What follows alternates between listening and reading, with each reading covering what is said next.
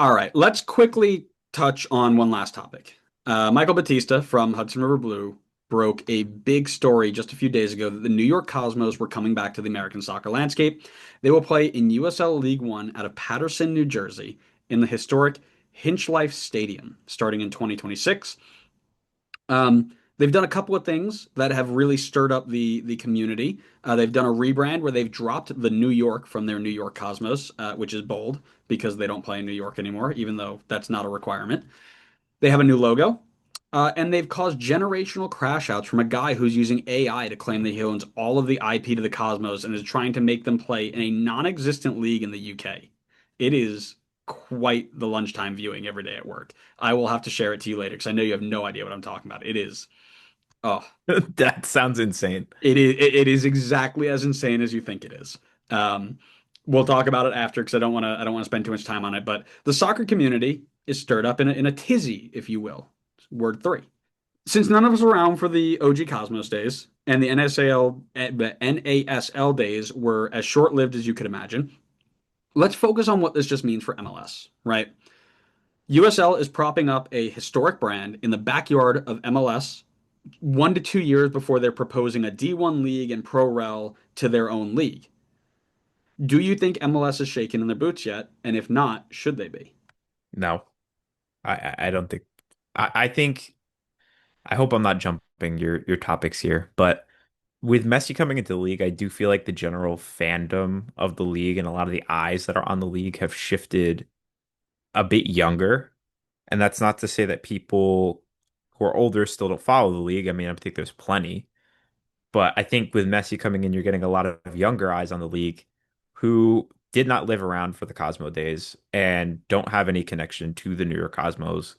The baseline connection they probably have is, oh, I know Pele played there at one point, and that's probably about it. So I don't think they necessarily care about the Cosmos having this revival. I don't think the league is very concerned that all of a sudden there's going to be massive hype about around USL and the Cosmos team.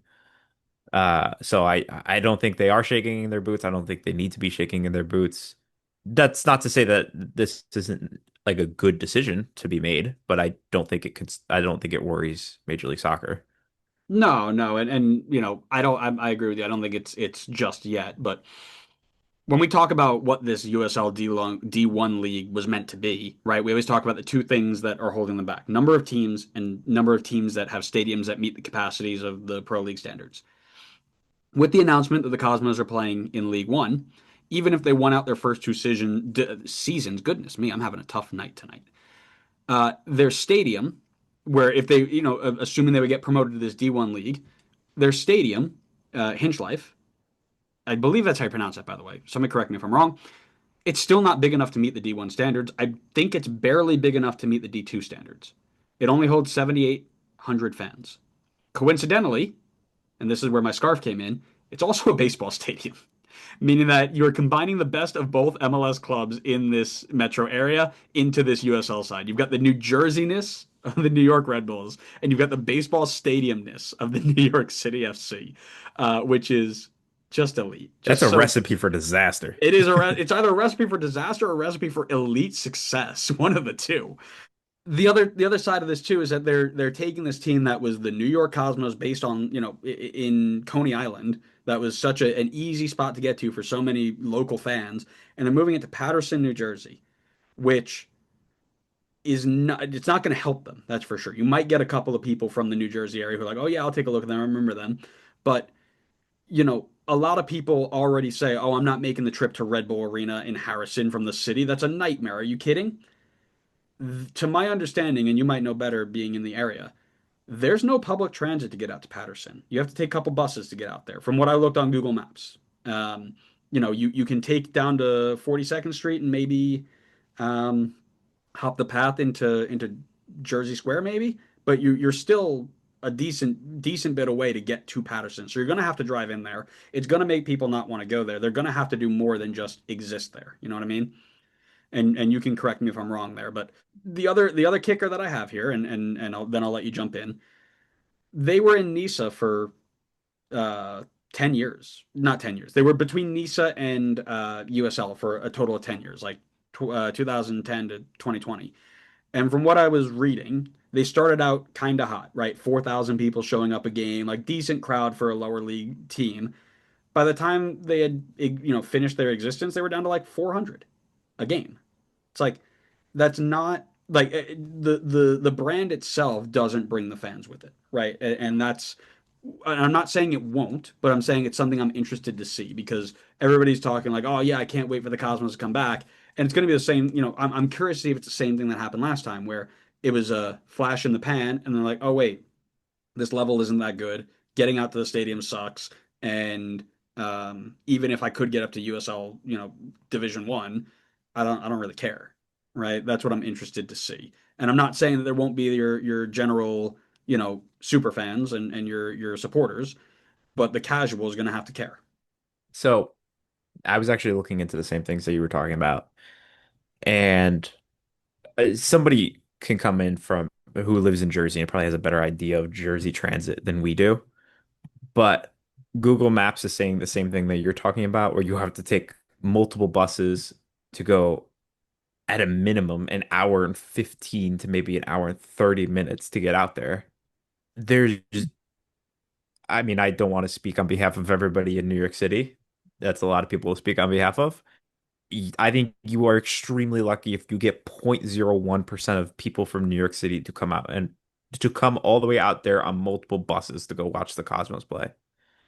Like you said, people don't even want to go to Harrison, which is significantly closer and easier to get to than to this stadium.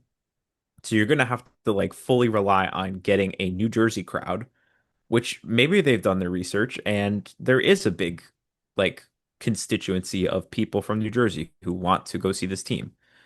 I personally think the hotspot is around the city. I think that's why NYCFC has the attendance numbers that they have. Otherwise, I think it'd be worse. I don't think you could combine, like we talked about, playing in a baseball stadium with being in deeper New Jersey. It feels like a recipe for disaster, but maybe I'm wrong. And, maybe I'm wrong in the fact that there is a bigger fan base for it in Jersey, and maybe I'm wrong that there's easier transportation to get out there. But it certainly feels like it would be very difficult to do so and probably not draw much of a crowd from New York City itself. Yeah, my other thought is right. You're gonna have to either do that or drive out there. And driving out there would be equally as a nightmare because you gotta get out of the city traffic, and especially if you got somebody from Long Island, right? Long Island now needs to drive all the way through the New York City traffic, go over the GW, likely during rush hour on any given day, and then bring it back up, or cut through Lincoln Tunnel, which is, from my own experience, an absolute nightmare. So you're are you building a transportation system a part of this? Like what else is coming? Because that's the one thing that a lot of people say, like, oh well, if you're going to build a stadium or you're going to take over a stadium, you got to give something else to it too, right? Well, how are you going to help yourself out? That's something I'm interested to see. And again, I'm not saying it's not going to work, but I'm saying that there are definitely, like with all things, MLS, USL, NISA, whatever, all things come with questions, and this is one of them for me. I'm excited to have the Cosmos back, right? More soccer is good soccer. More competition is good competition. But I think this is more of a challenge to MLS Next Pro than it is to MLS right now, based on the fact that they're playing in the third division, based on the fact that they're going to struggle to draw crowds theoretically through. My guess is the first season, of course, is going to be well attended, right? It's going to be the hot thing in town, right? Ooh, the Cosmos are back. Look at the nostalgia. And then people are going to go out there twice, be like, this isn't worth it. I'll watch it on TV if I can, right? At least that's like what we're thinking. But yeah, the only thing that I can think of this being a positive pressure, I'm going to call it a positive pressure on MLS, is the fact that these decision makers now have to watch potentially a club with a generally strong following before their death in the backyard of a club system that has struggled to retain fans for a multitude of reasons over the past few years. Red Bull being the specific one, right? And we talk about that all the time that their diehards have left because of the 5 years of ineptitude from the front office. And NYCFC fans kind of the same way. Now their new stadium is going to bring people back, but this club, if it gets off the ground and does well, can kind of show USL the blueprint of what they can do and what might happen if they really start to put funding into this, right? The first instance that I thought is USL can go to Cleveland right now, find somebody who is willing to put tens of millions of dollars into a soccer specific stadium that meets their Division One criteria, and they might start pulling casuals from FCC or Columbus, right? If there's somebody who's Cleveland who's like, oh yeah, I'll go out to a, if I'm in the area, maybe I'll just stop by the Columbus game. Well, now they've got a D1 league right in their own backyard. That's fans away, right? And you can do that all over the country. There are major cities all over the country that don't have an MLS side that you can do that to and start pulling these people away. If they can do that and get that done, that's where I start to think MLS owners start thinking, "Oh, this might be a problem. We need to start doing something about this." Because that is going to once they start losing fans to their ineptitude, right? Oh, I'm not spending on players or I'm taking this approach. That doesn't bother them because they're still making the money. Losing fans to other people making money, uh-oh.